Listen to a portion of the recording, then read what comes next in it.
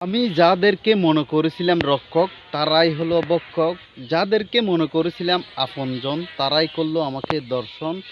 এমন কি নির্মম পরিহাস, এমন কি কার ক্ষতি করেছি আমি?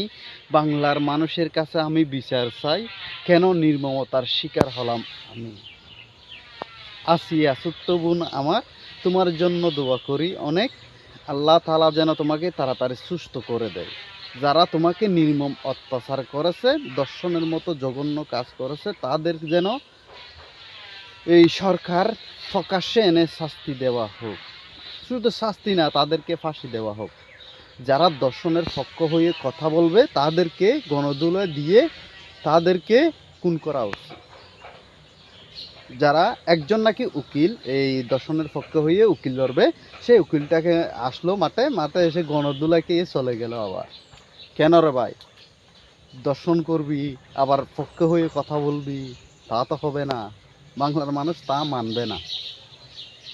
যে দর্শন করেছে তাকে উপযুক্ত শাস্তি দেওয়া হোক। 8 বছরের শিশু আসিয়া কি এমন অপরাধ করলো তাকে দর্শন করা হলো? কি এমন অপরাধ করলো তার নির্মম পরিহাস এই